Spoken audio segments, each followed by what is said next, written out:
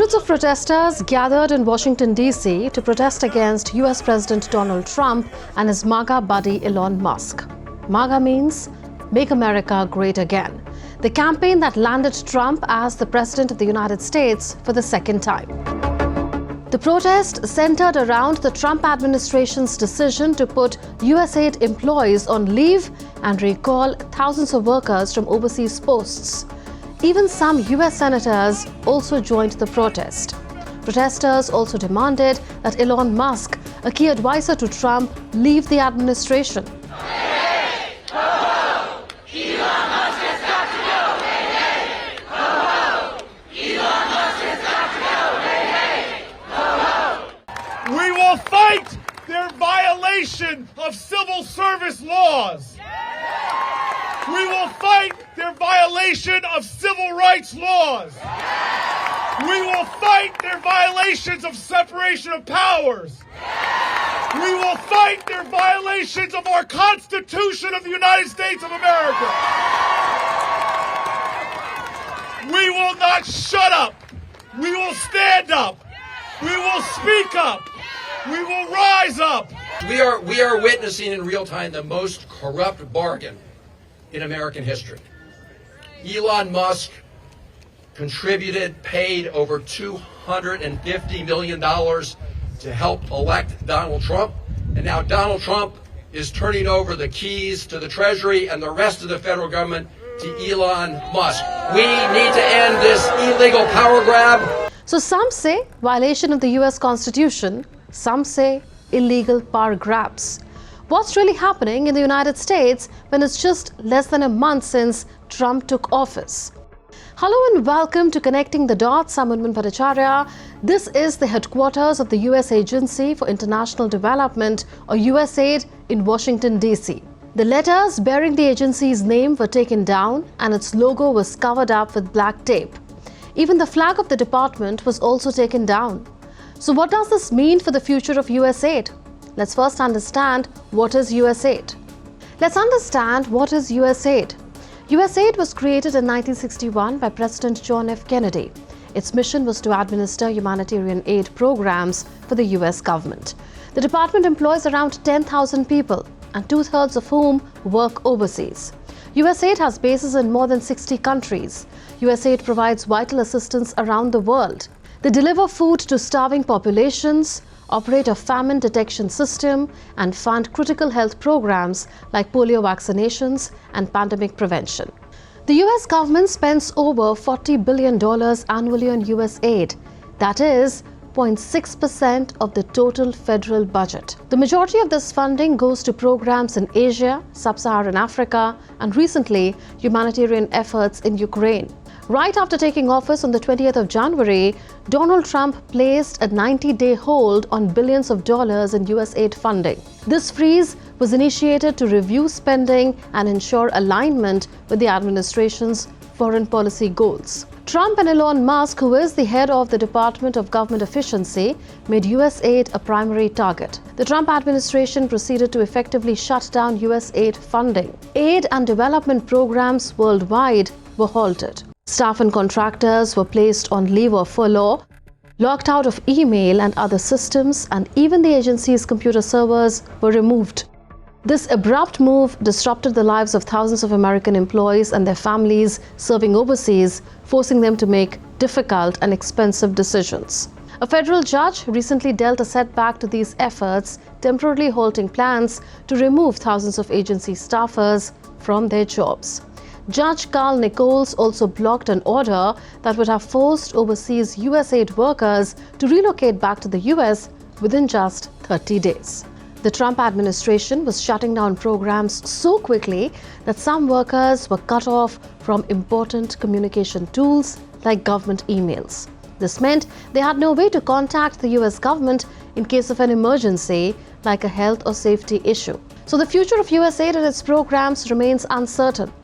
But can Donald Trump shut USAID down? President Trump can't just eliminate USAID with an executive order. Any attempt to do so would likely face strong opposition in courts and the US Congress. To shut down USAID completely, Congress would need to pass a new law. Currently, Trump's Republican Party has a narrow majority in both the House and the Senate, making it a challenging task. But Trump supporters in the US Congress are already taking steps to help him achieve this goal, starting with hearings to discuss the matter. Now, after USAID, Trump's next adventure is at the Pentagon, the headquarters of the United States Department of Defense. President Trump has high hopes for Elon Musk's upcoming audit of the Pentagon. He expects Musk to uncover billions of dollars of fraud and abuse within the department. Trust Elon? Oh, he's not gaining anything. In fact, I wonder how he can devote the time to it. He's so into it. But I told him to do that. Then I'm going to tell him very soon, like maybe in 24 hours, to go check the Department of Education. He's going to find the same thing. Then I'm going to go to the military. Let's check the military. We're going to find billions, hundreds of billions of dollars of fraud and abuse. And, you know, the people elected me on that. The Pentagon's budget is almost $1 trillion per year. Now, Elon Musk's team is trying to access sensitive information on government computers. Critics are concerned that this is not only possibly illegal, but also risks exposing top secret information. Moreover, they argue that Musk's efforts are dismantling entire government agencies without approval from the Congress. Another controversial move of President Donald Trump was his executive order to end birthright citizenship in the United States. This means that children born in the US to immigrant parents might not automatically become US citizens. For nearly 160 years, the 14th Amendment of the US Constitution has guaranteed citizenship to anyone born in the US. But Trump's order challenges this principle, specifically targeting children of undocumented immigrants or those on temporary visas. As the battle between Trump's administration and critics intensifies, one thing is clear. America's values of democracy and justice are being put to the test, and the world is watching. Time for a breather on connecting the dots. Crisis deepens in the Democratic Republic of the Congo. What's fueling the conflict and what's at stake? We investigate next.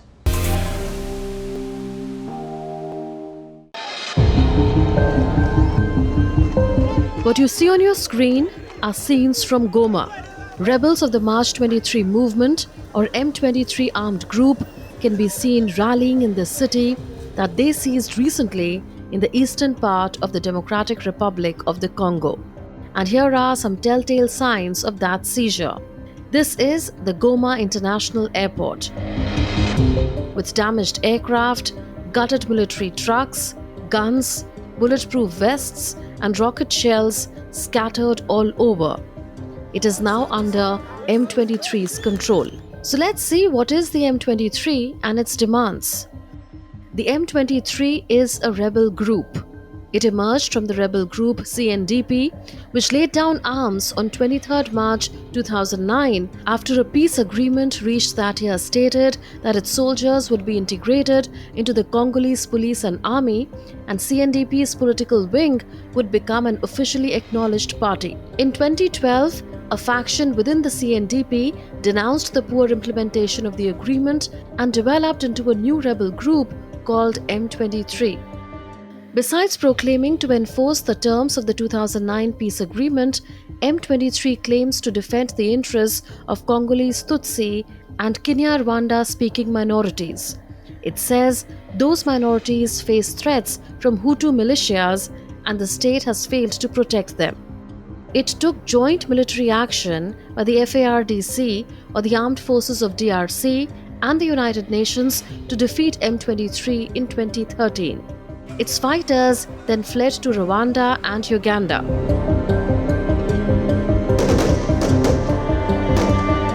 Since then, barring some minor incidents, the M23 was dormant for almost a decade until late 2021, when it ramped up attacks again.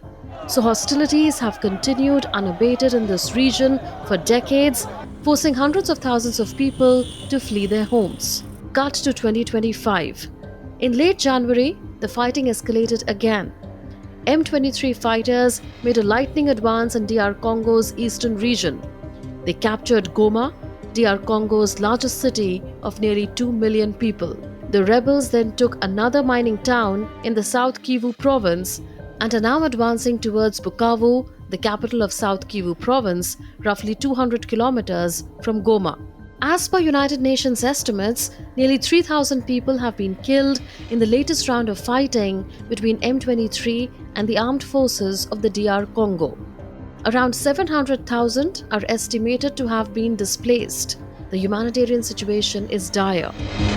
The UN says more than 100 female prisoners were raped and then burnt alive during a jailbreak in Goma. Depuis le 26 janvier, Since January 26, nearly 3,000 people have been killed and 2,880 injured. The real figures are likely much higher.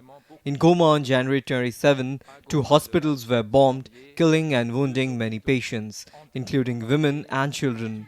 I'm horrified by the spread of sexual violence, which has been an appalling feature of this conflict for a long time. par la propagation de violences sexuelles, And there are fears the hostilities could expand into a wider regional war beyond the borders of DRC.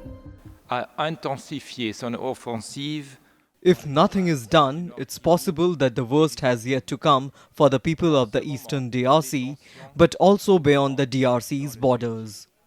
So who leads M23? Sultani Makenga. He is the subject of many war crime allegations. The United States has imposed sanctions on him for recruiting child soldiers and for waging violent campaigns against civilians. The UN holds him responsible for killing and maiming and for sexual violence and abduction. So is there a way out of the conflict? Attempts are on to find a solution. An emergency summit in Tanzania's biggest city, Dar es Salaam, tried to defuse the crisis. It was the first ever summit of both Eastern and Southern African blocs. DR Congo is 2/3 the size of Western Europe. It is so vast that it is a member of both the East and Southern African blocs. The two groupings had so far been broadly divided over the conflict. The Eastern Bloc was closer to Rwanda's call for dialogue, and the southern countries backed Congo and were angry over the deaths of peacekeepers, experts, and diplomats. What brought them together finally was deep concern in the African continent over the crisis and the standoff between Congo and neighboring Rwanda, which denies allegations that it is fueling the conflict with its own troops and weapons. At the summit, leaders urged all parties to hold direct talks, including with rebels. The joint summit directed resumption of direct negotiations and dialogue with all state and non-state parties, military and non-military, including the M23, and under the framework of the Luanda-Nairobi process. So who are the main players in this conflict and what do they want? First and foremost, it is Congolese President Felix Tshisekedi. He wants to regain territory lost to the rebels. This includes the largest eastern town of Goma. He wants to stop them from seizing more territory. He blames Rwandan leader Paul Kagame for backing the M23 with weapons and troops. He says Rwanda is invading Congolese territory to loot its mineral wealth and for ousting his regime. The attacks targeting civilians, forced displacement, and attacks on camps for internally displaced people are bringing to light the unacceptable brutality underpinned by unspeakable atrocities, including murders, rapes of at least 200 women, massacres, and forced recruitment of children into training centers in Watshuru and elsewhere. By actively supporting these armed groups, Rwanda bears a direct responsibility for these violations, exposing civilians to unimaginable suffering. The case that Rwanda is supporting the M23 offensive is based on evidence presented in a UN report. It is broadly accepted by many African and Western governments who have demanded that Kagame withdraw his forces. But to Tshisekedi's frustration, none have responded to Kinshasa's calls for sanctions and other tough measures against Rwanda. Another key player is Rwanda's longtime leader Paul Kagame. He is the center of attention. He has a long history of military intervention inside DR Congo. It is linked to the aftermath of the 1994 Rwanda genocide. Rwanda does not admit to providing military support to the M23. Kagame says Rwanda's priority is to destroy an armed group formed by the Hutu genocide perpetrators who massacred Rwanda Tutsis and then fled to what is now eastern DR Congo. He accuses DR Congo's army of joining forces with them and others to slaughter Congolese Tutsis and also threaten Rwanda. We categorically oppose the DRC attempts to portraying Rwanda as being responsible for the instability in eastern DRC. It is a well-known deflection tactic used to escape being accountable for the atrocities Kinshasa and its allied armed group are inflicting on their own citizens. What is clear, however, is the imminent threat the current situation poses to Rwanda. Following the fall of Goma, new evidence has come in light regarding an imminent large-scale attack against Rwanda. At a diplomatic level, Rwanda wants confirmation of its narrative that the conflict is a Congolese problem and Kigali is simply defending its borders against the spillover of a civil war. Rwanda also denies UN evidence that it smuggles vast amounts of gold and other metals out of eastern DR Congo and sells them as its own. But fact is that access to DR Congo's mineral wealth has been a driver of the conflict in the region for decades. The third player is Burundi. It is a watchful neighbor that leans towards the DRC. Burundi borders both Rwanda and DRC. Relations between Rwanda and Burundi are hostile. Burundi has deployed thousands of soldiers in the east of DRC for years. They went to hunt down Burundian rebels but are now supporting Kinshasa's army in battles against the M23. Burundi and Rwanda accuse each other of trying to overthrow their respective governments. Burundi's president wrote this on social media. If Rwanda continues to make conquests, I know that war will even arrive in Burundi. One day, Kagame wants to come to Burundi. We are not going to accept that. The war will spread. Another player is Uganda, that plays both ways. Uganda is not directly involved, but it also has troops in eastern DR Congo. These troops are helping the Congolese government with a different security threat, which is hunting down militants with Ugandan origins who are connected to the Islamic State group. But Uganda's role is confusing as it's working with the Congolese while also allegedly providing at least complicit support to the M23. UN experts say Uganda has allowed M23 rebels to use Ugandan territory as a rear base and supply route. Kampala strongly denies this. Local residents say they saw Ugandan soldiers moving towards the conflict zone. This has heightened fears of a regional escalation. Like Rwanda, Uganda has entered eastern DR Congo in the past. It claimed to protect its borders then, but it is also accused of looting natural resources, especially gold. Uganda is expected to safeguard its economic interests while keeping an eye on the Rwandans. And lastly, South Africa. It has contributed most of the troops to a southern African regional force that fights alongside the Congolese army and has suffered heavy losses. South Africa made headlines for a bitter spat between Kigali and Johannesburg.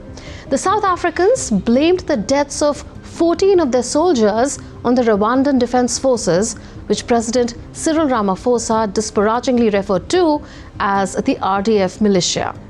His defense minister claimed he had warned Kagame that any further shooting would be taken as a declaration of war.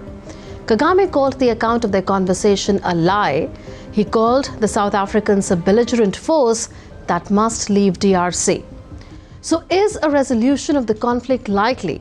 Some fear a repeat of the two wars that engulfed the region in the late 1990s.